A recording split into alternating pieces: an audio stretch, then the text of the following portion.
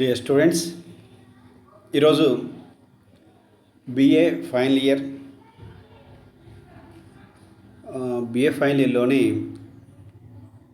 World హిస్టరీలోని America స్వతంత్ర యుద్ధం గురించి ఈరోజు తెలుసుకుంటున్నాం.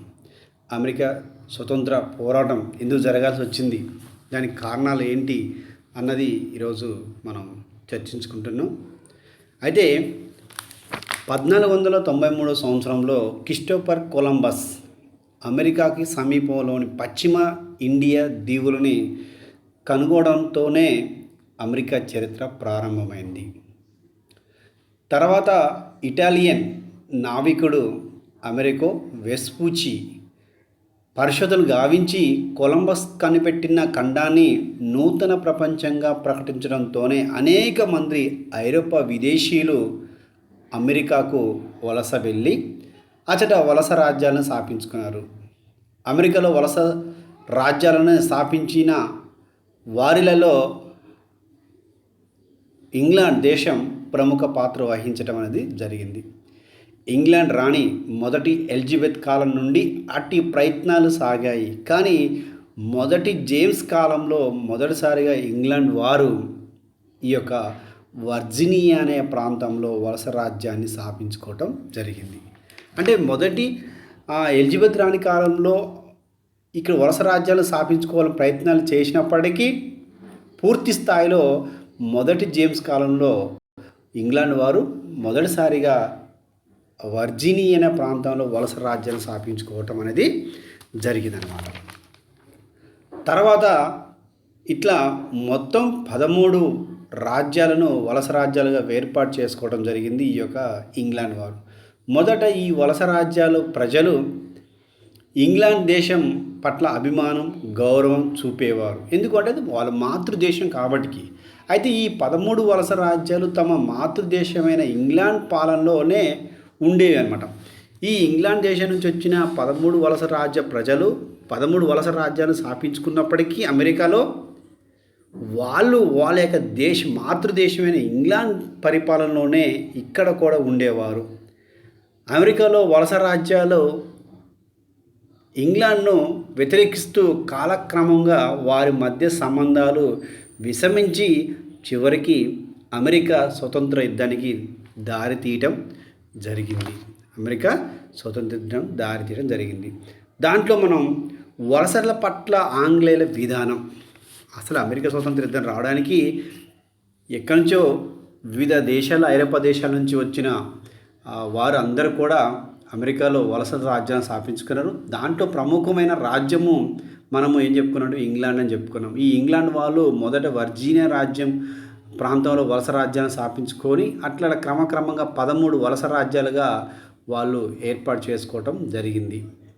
ఈ 13 వలస రాజ్యాలు ఇంగ్లాండ్ నుంచి వచ్చి వాళ్ళ రాజ్యాన్ని స్థాపించుకున్నప్పటికీ వాళ్ళ మాతృదేశమైన ఇంగ్లాండు పాలనలోనే ఉన్నాయి. చివరికి ఇంగ్లాండ్ ప్రభుత్వం అనుసరిస్తున్న కొన్ని విధానాల వల్ల వారి మధ్య, అంటే వలస రాజ్యాల మధ్య ఇంగ్లాండ్ ప్రభుత్వానికి మధ్య సంబంధాలను విషమించి ఈ అమెరికా స్వతంత్ర యుద్ధానికి దారితీయడం అనేది జరిగింది. దాంట్లో వలసల పట్ల ఆంగ్లేయులు అంటే బ్రిటిష్ వారు లేదా ఇంగ్లాండ్ వారు అనుసరించిన విధానం ఏంటి అంటే ఇక్కడ చూద్దాం. మాతృదేశంపై అమెరికాలోని ఇంగ్లీష్ వలసలు తిరుగుబాటు చేయడానికి అంటే ఆ రోజుల్లో ఇంగ్లాండు అనుసరిస్తున్న పాత వలస విధానాల పాత వలస సూత్రం ఏంటి అంటే వలస రాజ్యాల లక్ష్యమే మాతృదేశ అభివృద్ధి. అంటే వలస రాజ్యాలు ఇక్కడ వచ్చి వాళ్ళు వలస రాజ్యాలు స్థాపించుకొని వాళ్ళు నివసిస్తున్నప్పటికీ వాళ్ళ యొక్క లక్ష్యం ఏంటి అంటే వాళ్ళ మాతృదేశమైన ఇంగ్లాండ్ అభివృద్ధే. ఆంగ్ల పాలకులు వలస రాజ్యాల పట్ల మార్కెంటిజం అనే ఆర్థిక విధానాన్ని అనుసరించడం జరిగిందనమాట. ఇక్కడ ఇంగ్లాండ్ ప్రభుత్వం ఏం చెప్పేది, వలస రాజ్యాలు మీరు వచ్చి ఇక్కడ నివసిస్తున్నప్పటికి కూడా మీరు ఇంగ్లాండ్ యొక్క దేశం అభివృద్ధికి తోడ్పాటు చేయాలి. కాబట్టి ఇక్కడ మేము మార్కంటిలిజం అనే ఒక నిబంధనని ఆర్థిక విధానాన్ని అనుసరించాలని చెప్పేసి చెప్పడం జరిగింది. అసలు మార్కెటలిజం అంటే ఏంటి, ఆ నిబంధనలు ఏంటి అని ఒకసారి చూస్తే ఈ విధానం కేవలం మాతృదేశం అభివృద్ధి కోసం అని చెప్పేసి ఇంగ్లాండ్ పాలకులు చెప్పారన్నమాట. దాంట్లో ఏంటి ఆ యొక్క అభివృద్ధి కోసం ఏంటి అంటే వలస రాజ్యాల్లో ఉత్పత్తి అయ్యే ముడి సరుకులను మాతృదేశానికి ఎగుమతి చేయాలి. వలస రాజ్య ప్రజలు వలస ఏర్పాటు చేసుకొని వారు ఇక్కడ జీవిస్తున్నారు. వాళ్ళు అన్ని రంగాల్లో అభివృద్ధి చెందుతూ క్రమక్రమంగా రావడం జరిగింది అనమాట. క్రమక్రమంగా జరుగుతున్న సమయంలో ఇంగ్లాండ్ ప్రభుత్వం ఏం చెప్పింది అంటే వలస రాజ్యాల్లో ఉత్పత్తి అయ్యే ముడి సరుకులను మాతృదేశానికే ఎగుమతి చేయవలను అని ఒక నిబంధన పెట్టడం జరిగింది. రెండో నిబంధన ఏంటంటే మాతృదేశ అభివృద్ధి కోసం వస్తువులనే వలస రాజ్య ప్రజలు కొనవలెను. అంటే మాతృదేశ అభివృద్ధి కోసము ఆ దేశంలో తయారైన వస్తువులని వలస రాజ్యాలు ప్రజలు కొనవలెను. ఇంగ్లాండ్ వారు వలస రాజ్యాల్లోని పరిశ్రమలపై కొన్ని నిబంధనలు కూడా విధించడం కూడా జరిగిందనమాట. ఒకటేది ఏంటంటే ఉత్పత్తి అయ్యే సరుకులను మాత్రం ముడి సరుకులు ఇంగ్లాండ్ దేశానికి అమ్మాలని చెప్పేసి అంటారు. రెండోదేమో మాతృదేశ అభివృద్ధి కోసం ఆ దేశంలో తయారైన అంటే ఇంగ్లాండ్ దేశంలో తయారైన వస్తువులని వలస రాజ్య ప్రజలు కొనాలని చెప్పేసి అంటారు. ఇంగ్లాండ్ వారు వలసల పట్ల పరిశ్రమ పట్ల కొన్ని నిబంధనలను ఏర్పాటు చేయడం జరిగిందనమాట. నెక్స్ట్ థర్డ్ పాయింట్ ఏంటంటే ఈ యొక్క మార్కెటలిజంలో మాతృదేశపు శత్రు రాజ్యంతో కానీ మాతృదేశానికి నష్టం కలిగించే ఇతర రాజ్యాలతో ఎటువంటి వర్తక వ్యాపారాలు వలసలు పెట్టుకోకూడదు అని చెప్పేసి అంటారన్నమాట. ఇక్కడ ఏం చెప్పారు, వలస మార్కెటలిజం నిబంధనలో భాగంగా మూడో పాయింట్ ఏంటి అంటే ఇంగ్లాండ్ ప్రభుత్వానికి శత్రు దేశం ఏదైతే ఉంటుందో అదేవిధంగా ఇంగ్లాండ్ దేశానికి నష్టం కలిగించే ఏ దేశం అయితే ఉంటుందో అలాంటి దేశాలతో మీరు ఎలాంటి ఒప్పందాలు ఎలాంటి సంబంధాలు పెట్టుకోకూడదు అని చెప్పేసి ఒక నిబంధన పెట్టడం జరిగింది. మాతృదేశ పరిశ్రమతో కానీ అదే వ్యాపారంతో కానీ పోటీ పడకూడదని కూడా మరొక నిబంధన పెట్టిందన్నమాట. అంటే ఏంటి అంటే వలస రాజ్యాల్లో అనేక పరిశ్రమలు స్టార్ట్ అయినాయి. వాళ్ళ బిజినెస్ వర్తక వ్యాపారాలు అభివృద్ధి చెందుతున్నాయి అన్నమాట. అయితే ఇంగ్లాండ్ దేశంలో ఉన్నటువంటి ఫ్యాక్టరీలుగా పరిశ్రమలు వలస రాజ్యాల్లో ఉండకూడదు. ఇక్కడ ఇదే అనమాట, ఉండకూడదని ఒక నిబంధనని ఏర్పాటు చేయడం జరిగింది. అంటే మాతృదేశ పరిశ్రమలతో కానీ వ్యాపారంతో కానీ ఈ యొక్క వలసలు రాజ్యాలు పోటీ పడకూడదని ఇక్కడ క్లియర్గా చెప్పడం అనేది జరిగిందన్నమాట. ఇది కూడా అక్కడ ప్రజలలో ఒక రకమైన అసంతృప్తి జరిగింది.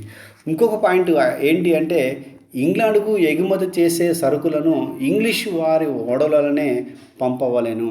అంటే వాళ్ళు వలస రాజ్యాలలో ఏమైనా ఓడలు తయారు చేసుకో, కానీ ఇంగ్లాండ్కి ఎగుమతి చేసే సరుకులని మాత్రంకి ఇంగ్లీష్ ఓడలలోనే మీరు పంపవాలేనని ఒక నిబంధన పెడుతుంది. మరొక నిబంధన ఏంటంటే వలస రాజ్యాల్లో పండే చెరకు, పొగాకు, పత్తి, శొంఠి ఇంగ్లాండ్ దేశం తప్ప మరే ఇతర దేశానికి ఎగుమతి చేయరాదు అని నిబంధన కూడా పెట్టడం జరిగిందనమాట. అంటే ఇంగ్లాండ్ దేశంలో వలస రాజ్యాలలో పండే పంటలన్నీ కూడా ఇంగ్లాండ్ దేశానికి అమ్మాలి, ఏ దేశానికి కూడా అమ్మడానికి వీలు లేదని చెప్పేసి మరొక నిబంధన పెట్టడం జరిగింది. వలస రాజ్యాల్లో ఏ దేశంతో వర్తక వ్యాపారాలు చేయాలన్నా దిగుమతులు చేయాలన్నా వారు ఇంగ్లీష్ ఓడర్ రేవులలోనే ఈ వర్తక వ్యాపారాలు జరపాలని మరొక నిబంధన పెట్టడం జరిగింది. ఇవన్నీ కూడా వలసల పట్ల ఆంగ్లేయుల మార్కెటలిజం ఒక నిబంధనని పెట్టడం జరిగింది. నెక్స్ట్ పాయింట్ ఏంటంటే ఆంగ్లేయులు అనుసరించినటువంటి పన్నుల విధానం. ఏంటి ఆ పన్నుల విధానం అంటే వలసల పట్ల ఇంగ్లాండ్ అవలంబిస్తున్నటువంటి ఆర్థిక విధానాలే అమెరికా స్వతంత్ర సమరానికి ప్రధాన కారణం. ఇక్కడ చూడండి, వలసల పట్ల ఇంగ్లాండ్ ప్రభుత్వం అనుసరించినటువంటి ఆర్థిక విధానాలే అసలు ఈ అమెరికా స్వతంత్ర పోరాటానికి ప్రధాన కారణమైనమాట. ఇదే సమయంలో ఇంగ్లాండ్ 3వ జార్జిగా రాజుగాను అదేవిధంగా గెన్విల్ ప్రధానిగా నియమితుడవుతాడు. ఇంగ్లాండ్లో సప్తవర్ష సంగ్రామం వలస రాజ్యాల భద్రతకే జరిగిందని, ఇంగ్లాండ్లో జరిగినటువంటి యుద్ధం సప్తవర్ష సంగ్రామం ఇది వలస రాజ్యాల భద్రతకే జరిగిందని, ముందు ముందు వలస రాజ్యాలకు కూడా మరింత ఖర్చు అవుతుందని, వలస రాజ్య రక్షణకు మరింత ఖర్చు అవుతుందని ప్రధాని గ్రెన్విల్ నాయకత్వంలో బ్రిటిష్ పార్లమెంటులో 2 చట్టాలు చేయడం జరిగింది. అది ఏంటి అంటే 1764లో పంచదార చట్టం, 1766లో స్టాంపుల చట్టం అనే చట్టాలు చేసి ప్రజల మీద పన్నులు విధించడం జరిగింది. ఈ చట్టం వల్ల ప్రజల్లో విపరీతమైన తిరుగుబాటు లేవనెత్తిందనమాట. జేమ్స్ ఓటిస్ అనే బోస్టన్ ప్రాంతానికి చెందిన న్యాయవాది నాయకత్వంలో ఒక ఉద్యమం లేవనెత్తడం జరిగింది. ఏ ఉద్యమం లేవనెత్తి వాళ్ళు ఏం చెప్పారు, వాళ్ళ నినాదం ఏంటి, ప్రాతినిధ్యం లేని పన్నులు చెల్లించం అనే ఒక నినాదంతో వలస రాజ్య ప్రజలు సత్యాగ్రహాన్ని చేయడం మొదలుపెట్టారు. ఇది అనంత కాలంలోనే దేశమంతా వ్యాపించింది. గ్రెన్విల్ తర్వాత వచ్చిన ప్రధాని ఎవరు అంటే రాకింగ్హామ్. ఈ ప్రధానమంత్రి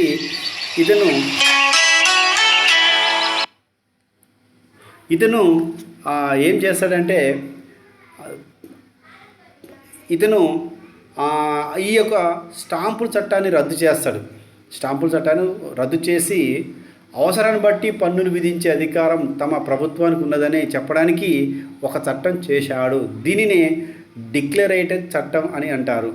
రాకింగ్హామ్ తర్వాత విలియం పిట్ మళ్ళీ ప్రధానమంత్రిగా నియమితులవుతాడు.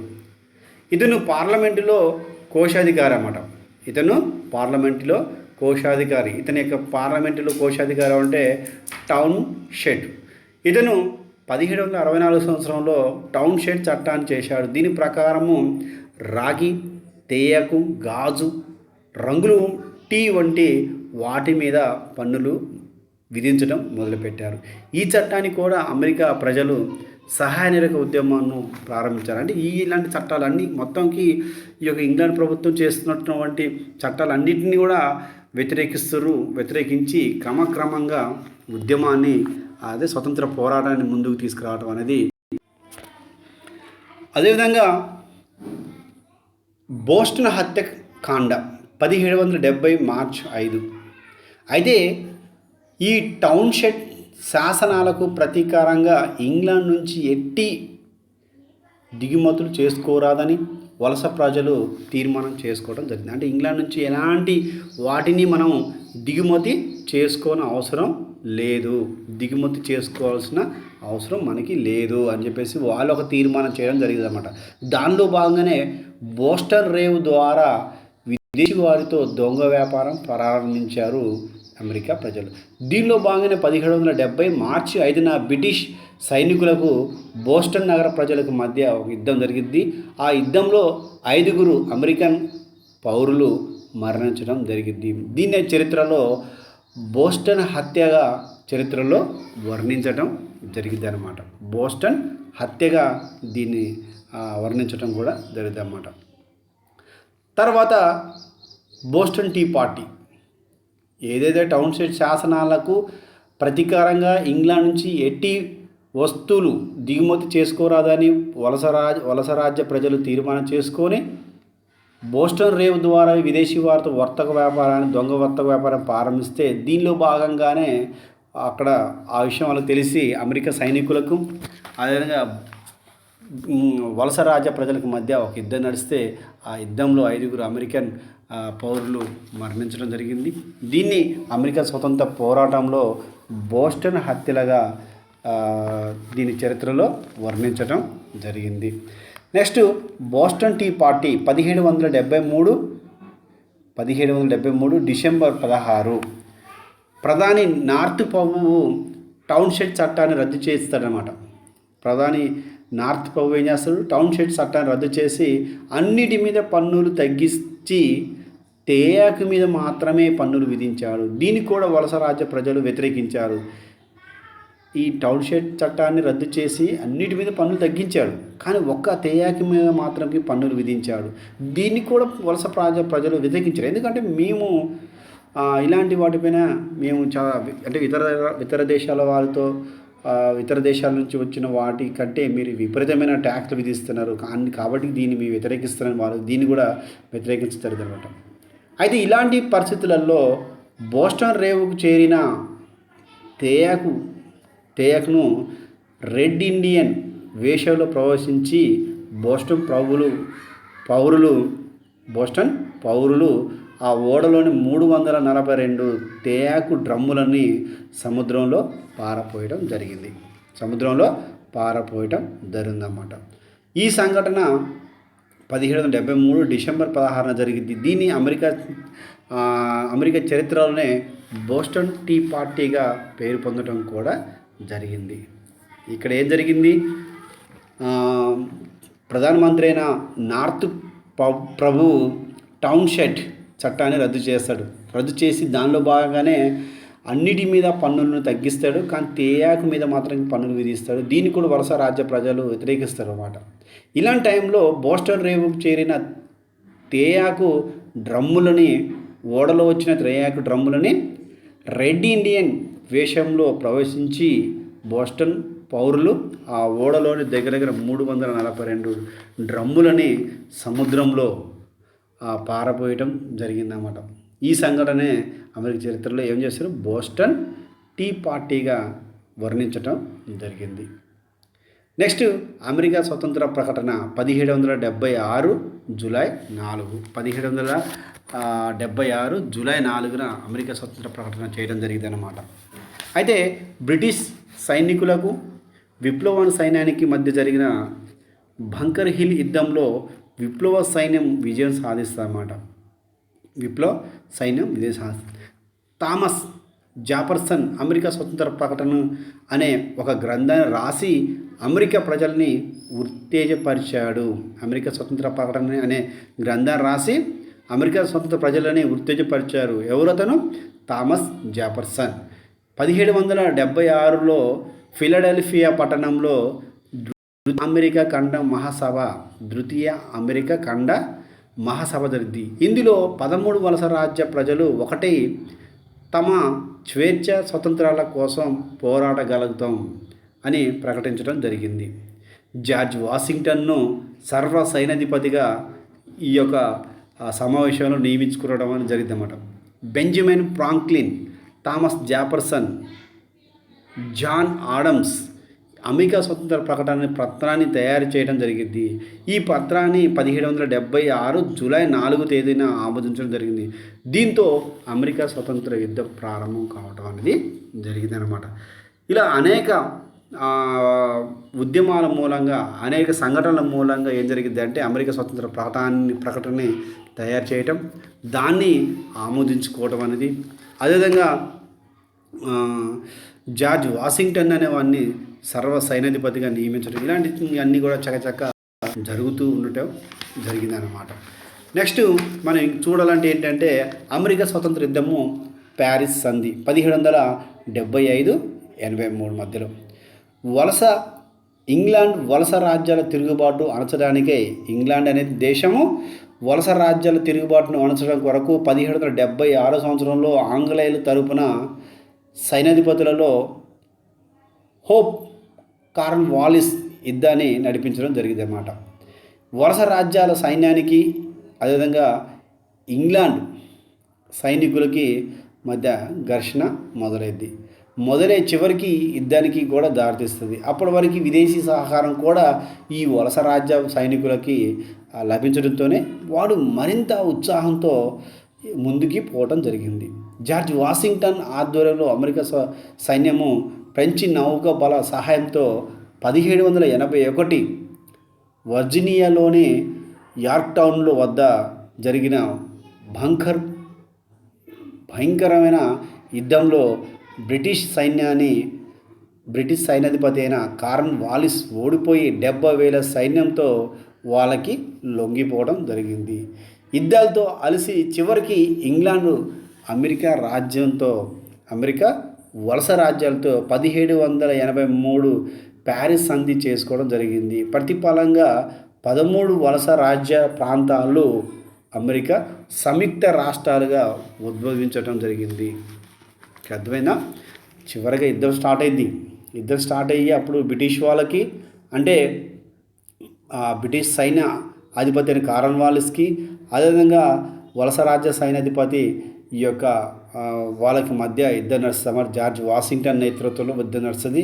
ఆ యుద్ధంలో కార్న్వాలిస్ సైన్యం, అంటే బ్రిటిష్ సైన్యం ఓడిపోయి వాళ్ళకి లొంగిపోవడం, అదేవిధంగా అమెరికాలో అపజయం, ఇండియాలో అవమానం, ఐర్లాండ్లో తిరుగుబాటు, యుద్ధాలతో అలసిపోయి చివరికి ఈ యొక్క ఇంగ్లాండ్ ఏం చేస్తుందంటే ఈ యొక్క వలస రాజ్యాలతో ప్యారిస్ సంధి చేసుకోవడం జరిగింది. ప్రతిఫలంగా 13 వలస ప్రాంతాలు అమెరికా సంయుక్త రాష్ట్రాలుగా ఆవిర్భించడం జరిగింది.